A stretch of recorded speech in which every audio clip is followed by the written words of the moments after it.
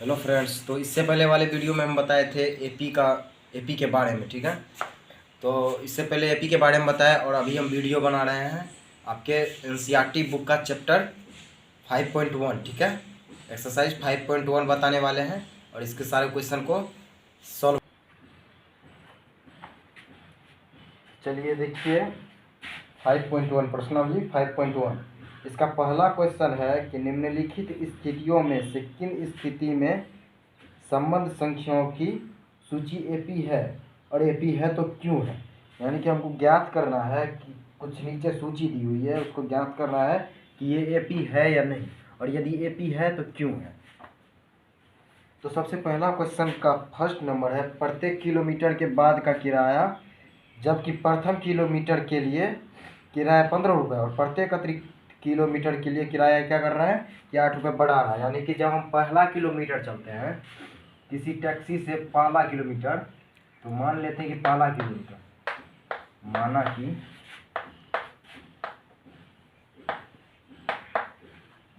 प्रथम किलोमीटर के टैक्सी का किराया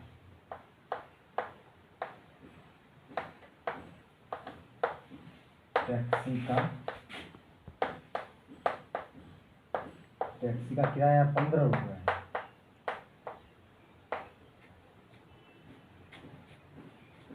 उसके बाद क्या हो रहा है, प्रथम किलोमीटर के लिए तो 15 रुपये है, और क्या कर रहा है कि 1 किलोमीटर के बाद जितना भी किलोमीटर चल रहा है उस पर क्या कर रहा है कि 8 रुपये की बढ़ोतरी कर रही है, 8 रुपये बढ़ा रहा है। तो पहला किलोमीटर के लिए 15 रुपये,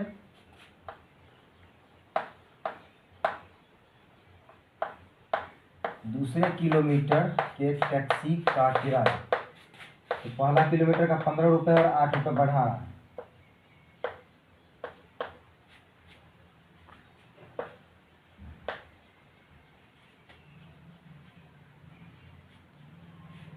तो हमारा हो गया 23 रुपया, दूसरे किलोमीटर के लिए हो गया 23 रुपया।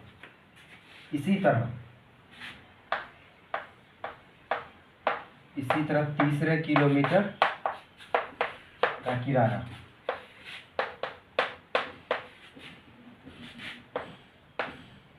23 + 8 31 रुपया। तो एक चीज़ जान लीजिए, एपी को ज्ञात करने के लिए हम कम से कम 3 पद तक निकालेंगे, कम से कम 3 पद। उसके बाद आपको जितना निकालना होगा, लेकिन कम से कम हमको 3 पद तक निकालना है। तो हमारा 1 2 3 तीसरा पद तक निकल गया है। तो एपी के प्रथम पद को हम A1 से भी सूचित करते हैं, A1, द्वितीय पद को A2 और तृतीय पद को A3। तो हमारा A1 क्या है, पहला पद 15 रुपये,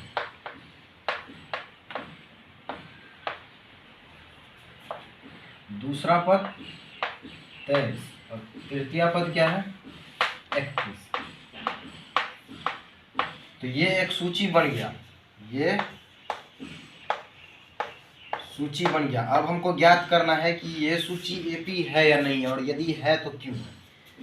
तो ये सूची एपी है या नहीं है, इसके लिए एक फार्मूला आता है। फार्मूला ये आता है कि यदि हम A2 में से A1 को घटाएंगे तो हमारा निकल जाएगा। तो इसके लिए सबसे पहले हमको डी निकालना है। ठीक है, इसको एपी ज्ञात करने के लिए हम डी निकालेंगे। तो डी के लिए फार्मूला आता है कि A2 - A1 फिर A3 - A2, इस तरह से।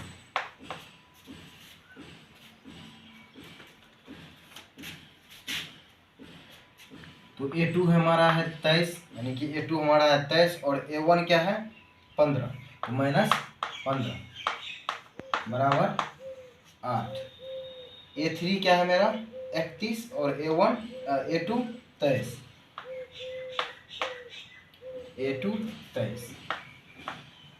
तो ये हो गया 8, यानी कि मेरा डी जो है डी बराबर 8 निकला, डी बराबर 8 निकला, यानी कि मेरा सारवंतर समान है, सारवंतर समान है। तो हम आपको बता दें कि जब किसी संख्या की सूची जो होता है, सूची का यदि सार्वंतर समान है तो वो एपी होगा। ठीक है, जैसे हमारा ये सार्वंतर क्या है, डी समान है, तो ये क्या है, एपी है।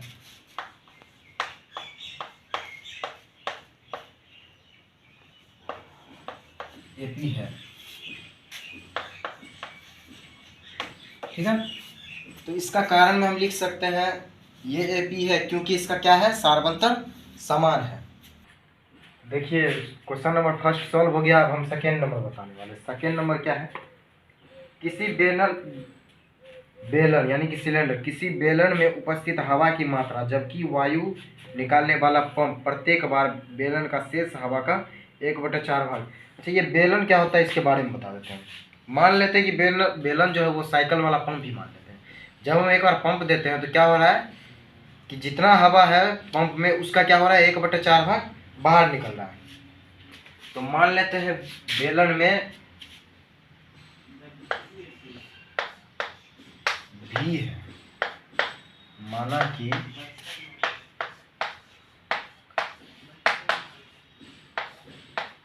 बेलन में हवा की मात्रा, कुछ भी मान सकते हो, भी ही मान लेते हैं हम, भी है।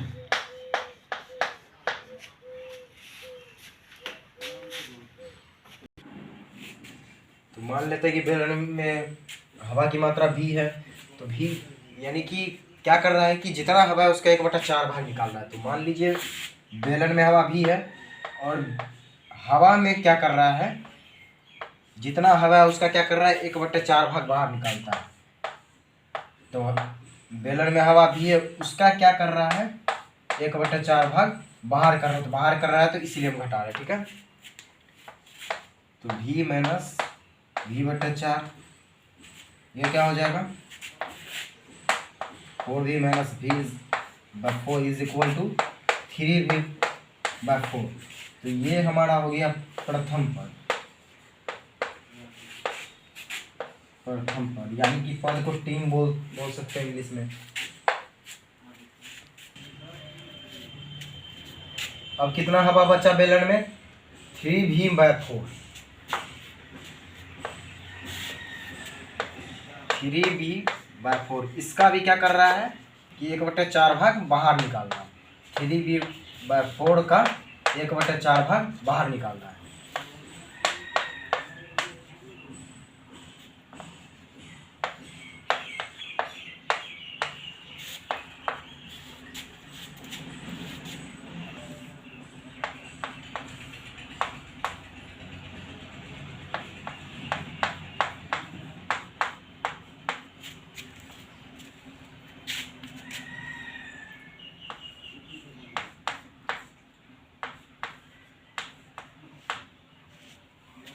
अब उस सिलेंडर में 9v/16 बचा हुआ है हवा। तो हवा की मात्रा कितना हो गया सिलेंडर में अभी, 9v/16। अब हम सूची लिख देते हैं। सूची में पहले बेलन में क्या है, हवा की मात्रा भी है। तो पहले हवा की मात्रा भी है। ठीक है, ओह सॉरी, यहाँ ये प्रथम पद नहीं होगा। ठीक है, सॉरी, पहला क्या हो गया, बेलन में कितना हवा था, भी माने थे भी। उसके बाद क्या है कि 3v/4, ठीक, और 9v/16। तो ये हमारा सूची है। ठीक है, अब हम चेक करेंगे कि ये एपी है या नहीं है, और एपी है तो इसका कारण लिखेंगे। ठीक है, तो हम आपको बता दिए हैं कि एपी ज्ञात करने के लिए हमको क्या करना पड़ता है, डी निकालना पड़ता है। तो डी यानी कि सार्वंतर। ये हमारा हो गया A1, A2 और A3। तो डी निकालेंगे तो क्या हो जाएगा, A2 माइनस A1। तो A2 क्या है मेरा, 3v/4, 3v/4 माइनस v।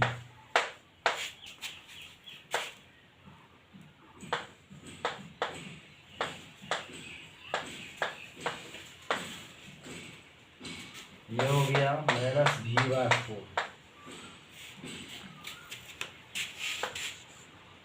अब क्या 3A3 माइनस A2। A3 मेरा है 9V ना 16 माइनस 3V/4। एलसीएम आ गया 16, 9V माइनस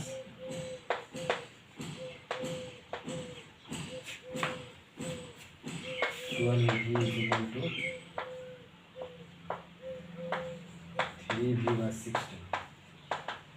तो क्या हो रहा है कि हमारा डी क्या आ रहा है, असमान है, यानी कि सारवंतर हमारा असमान है, इसीलिए ये एपी नहीं होगा। तो हम इसको लिख सकते हैं, ये एपी नहीं है, नहीं है,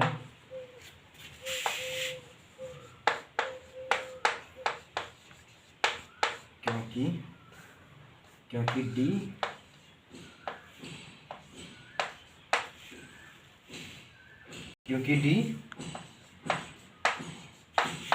समान नहीं है।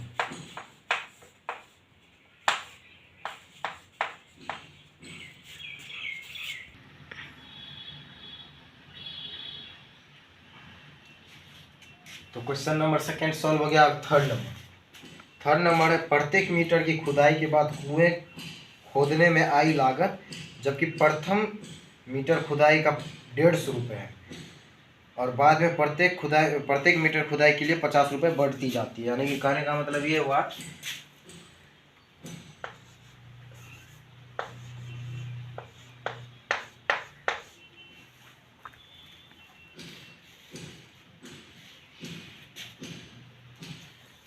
कुआं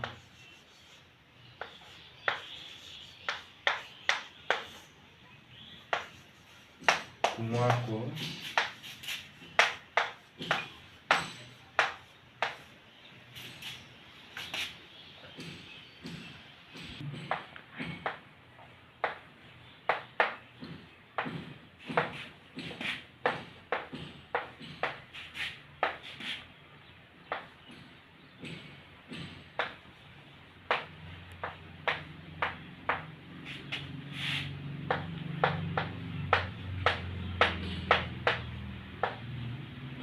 कुआं को खोदते हैं, प्रथम मीटर के लिए क्या है कि 150 रुपये, और उसी तरह दूसरे मीटर का खर्च कितना होगा,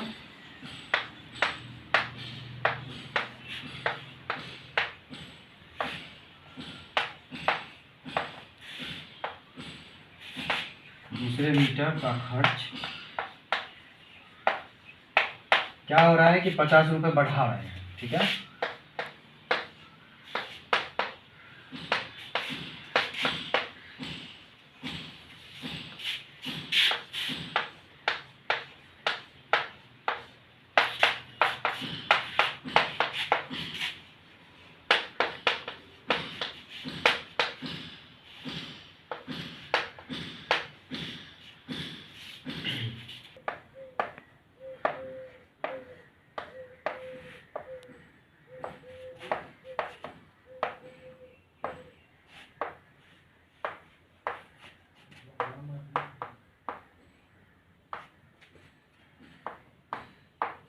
ये हमारा सूची हो गया, ठीक है।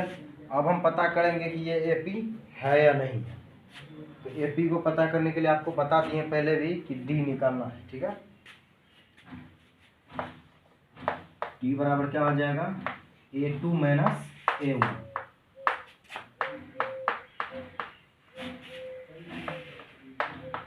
A3 minus A2।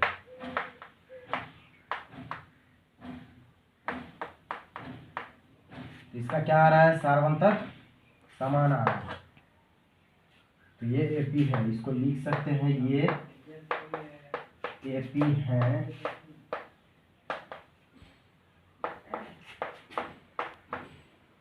क्योंकि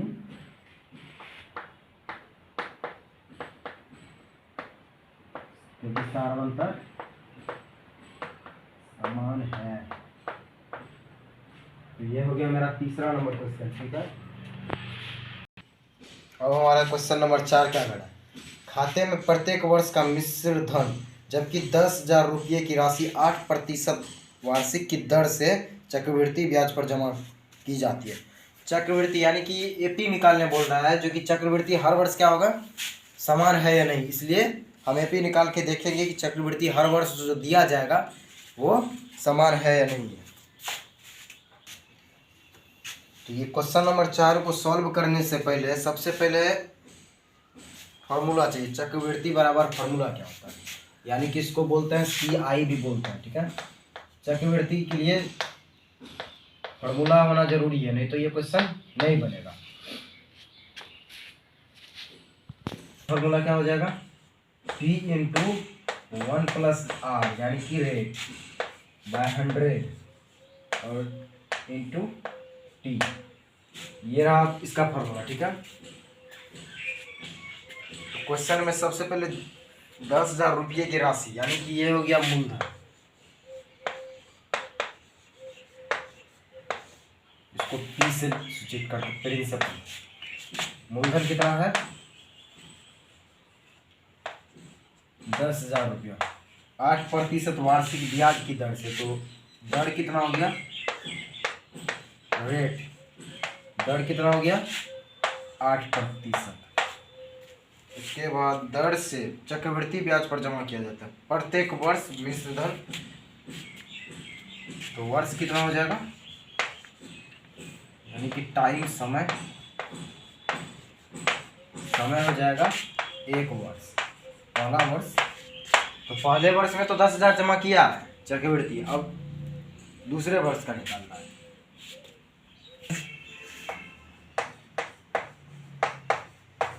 पहले वर्ष के लिए चक्रवृद्धि ब्याज,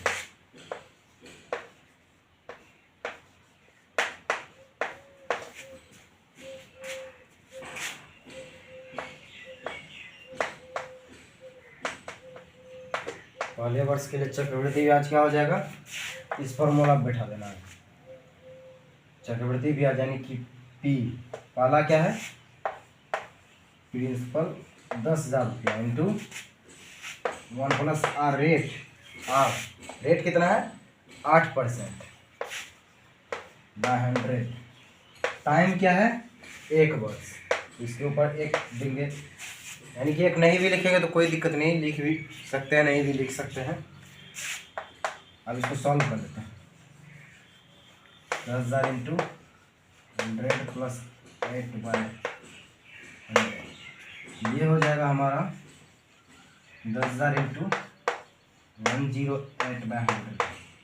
ये 2 जीरो, ये 2 जीरो कैंसिल हो गया। अब इसको गुणा करके लिखेंगे, ये हो गया हमारा 10,800 रुपया। पहले वर्ष के लिए चक्रवृद्धि ब्याज कितना हो जाएगा 10,800 रुपया। दूसरे वर्ष के लिए चक्रवृद्धि ब्याज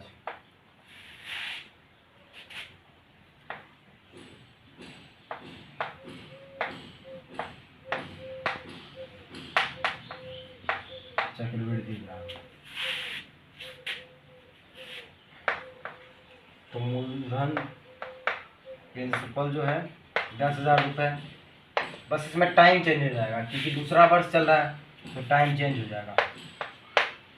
1 प्लस रेट 8 रहेगा, टाइम यहाँ पे क्या हो जाएगा, वहाँ पे पहला वर्ष है तो इसीलिए 1, यहाँ दूसरा वर्ष चल रहा है तो यहाँ 2 हो गया, ठीक है। 10,000 इंटू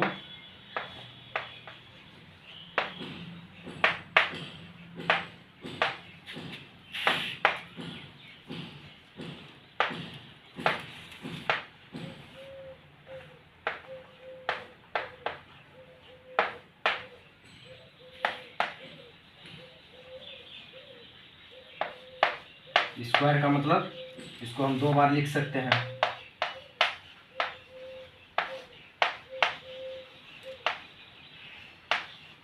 ये 2 जीरो कैंसिल हो गया, तो इसको गुना करके अब लिख देंगे। इसको स्क्वायर क्या हो गया,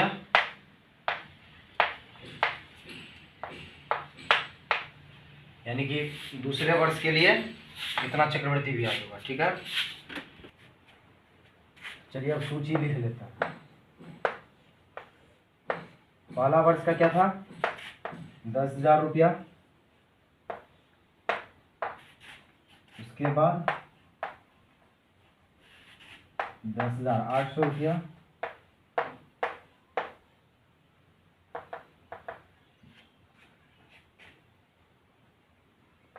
क्या था, 11,66 क्या था, ये हमारा आ गया सूची। अब ज्ञात करना है ये एपी है या नहीं। तो एपी निकालने के लिए क्या बताए थे, D is equal to A2 minus A1। एक चीज ध्यान रखिएगा, सीरियली कर रहा है, ठीक है, यानी कि A3 में से A1 नहीं घटा देना, A3 में से A2 घटेगा, A2 में से A1 घटेगा, इस तरह घटाना। ठीक है,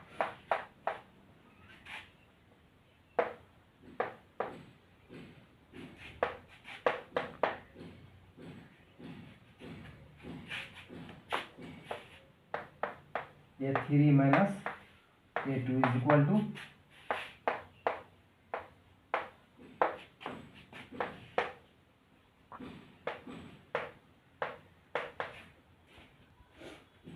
इसको घटा देंगे अब।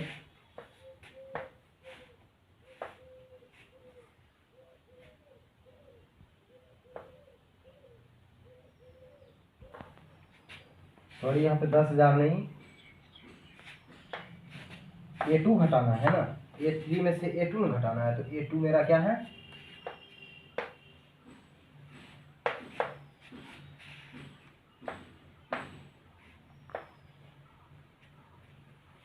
इसका क्या है, D असमान आ रहा है। एक का आया 800 और एक 864, तो D असमान है, यानी कि ये AP नहीं होगा, ये AP नहीं होगा, क्योंकि इसका D क्या है, क्योंकि D समान नहीं है, यानी कि समान नहीं है का मतलब असमान है। ये था मेरा क्वेश्चन नंबर लास्ट। और एक चीज देखिए, प्रत्येक वर्ष क्या हो जाएगा उसको, कि जो चक्रवृद्धि ब्याज देना होगा वो असमान आ रहा है, इसलिए ये एपी नहीं है।